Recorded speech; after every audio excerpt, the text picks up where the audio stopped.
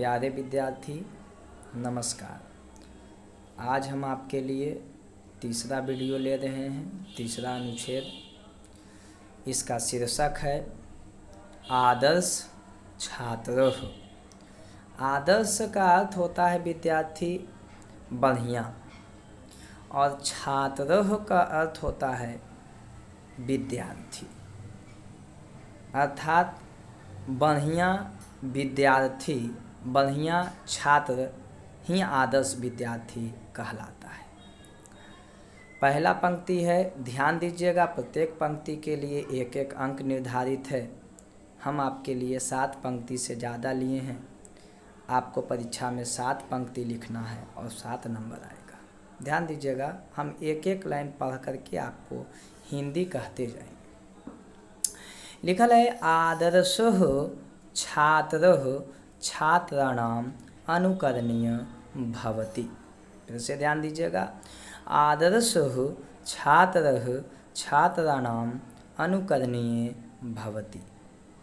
आदर्श मतलब हुआ आदर्श, आदर्शः मतलब हुआ आदर्श, छात्रः मतलब हुआ छात्र, छात्राणाम मतलब हुआ छात्रों में, छात्रानाम मतलब हुआ छात्रों में, अनुकरणीय मतलब देख कर सीखने योग्य, अनुकरणीय मतलब कुछ देख कर के सीखने योग्य, और भवति मतलब होता है।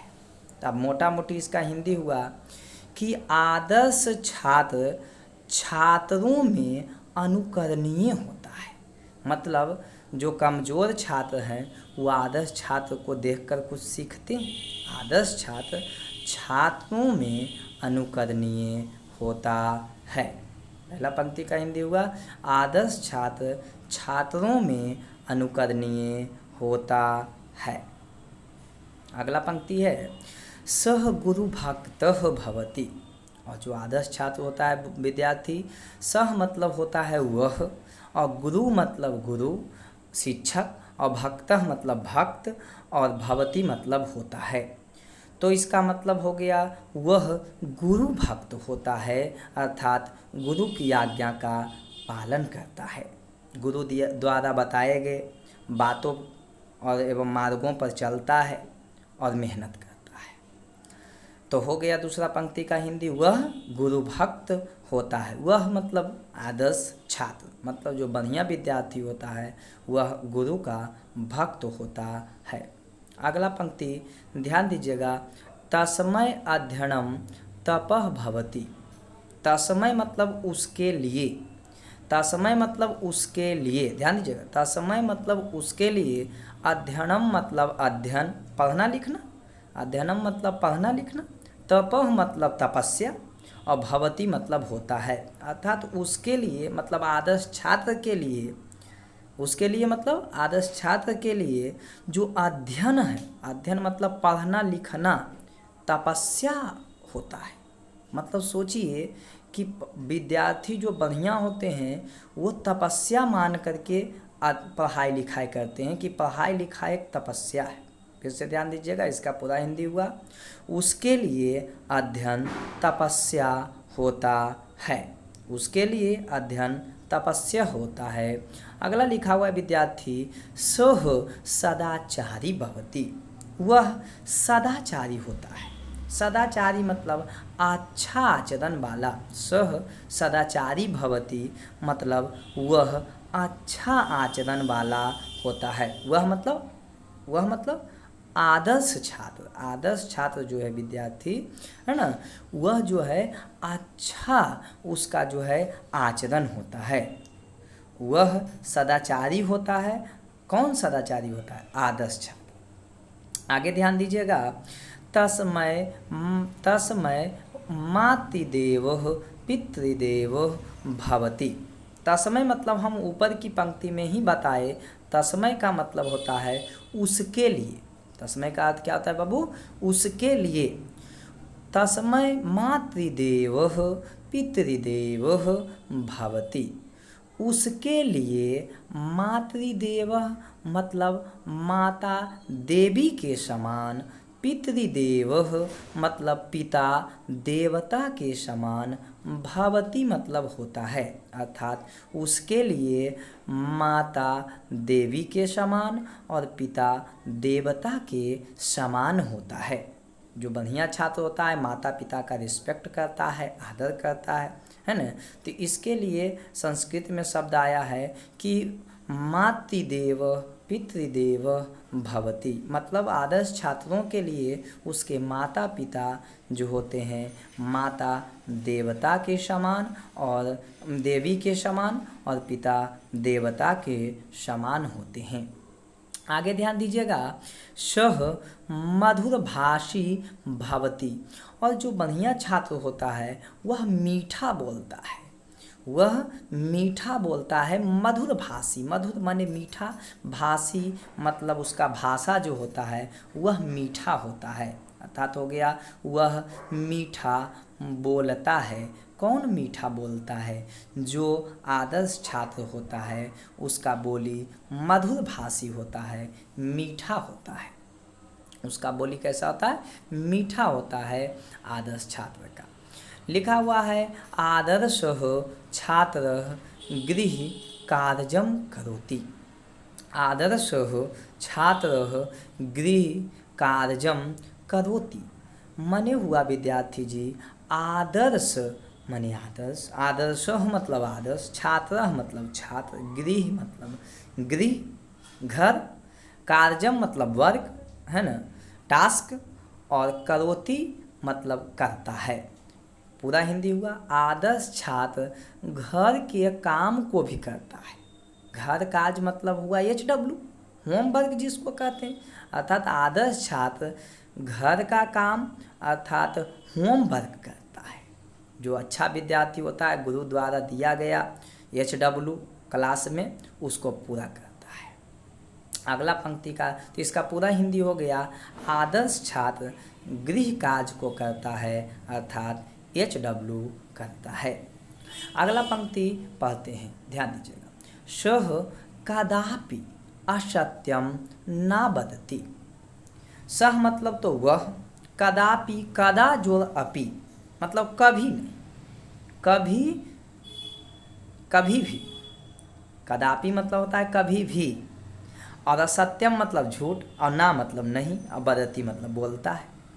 सह माने वह, कदापि मतलब कभी भी, कभी भी, कदा जोड़ अपि कभी, और अपि मतलब भी, कदा मतलब कभी और अपि मतलब भी, कदापि दो शब्द से बना है, कदा जोड़ अपि, कदा मतलब कभी और अपि मतलब भी, तो मतलब कभी भी, और असत्यम मतलब झूठ गलत, और ना मतलब नहीं, और वदति मतलब बोलता है।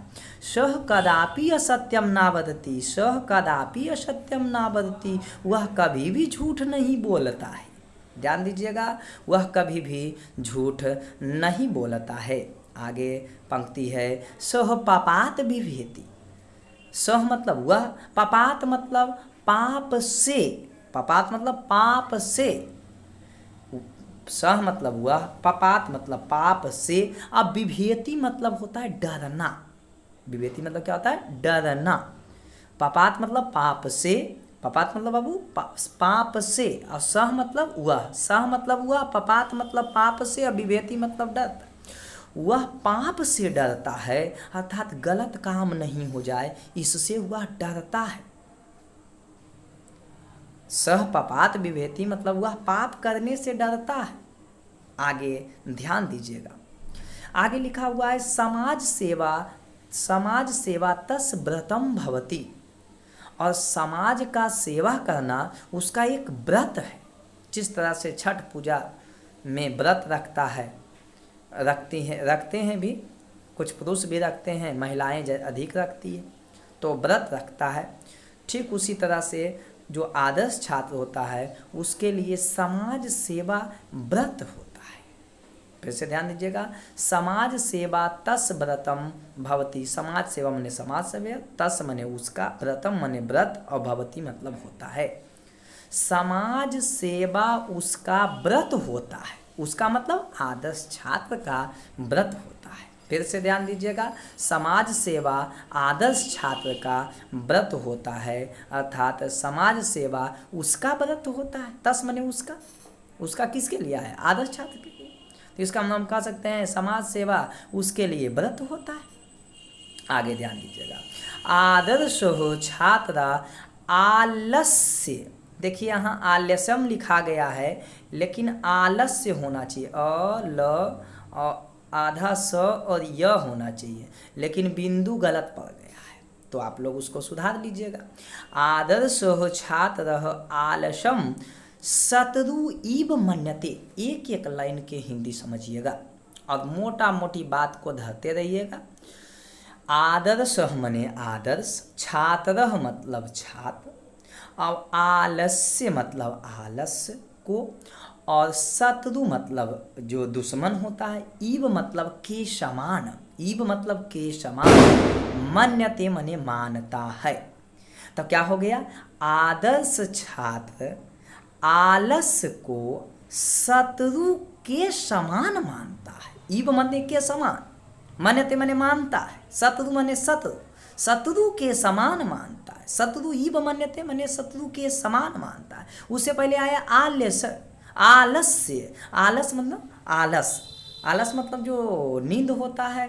देखते हैं कुछ विद्यार्थी परीक्षा आने वाला है, पढ़ता लिखता नहीं, पढ़ने लिखने से उसको कोई मतलब नहीं, केवल 5 मिनट रुकिए तब हम उठेंगे, तब हम केवल 5 मिनट बाद 4 बजे उठना है, तब 4:05 में उठे, वैसी करते करते सारा समय बर्बाद कर देते हैं।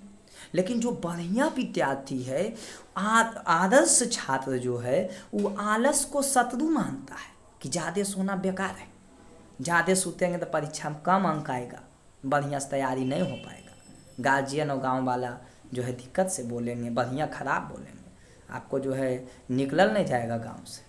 कहेंगे कि देखिए लड़का कैसा है, उसका फलनामा का लड़का ज़्यादा नंबर लाया है और आप कम नंबर लाइएगा तो बोलबे करें।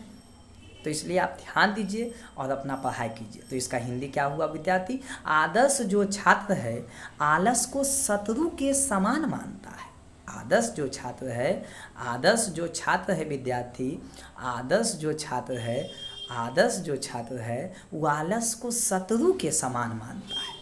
तो विद्यार्थी इसको कॉपी पर लिख करके स्क्रीनशॉट कर लीजिएगा और कॉपी पर लिख करके रट जाइएगा, है न। और पुनः हम आगे वीडियो लाएंगे, तब तक के लिए नमस्कार।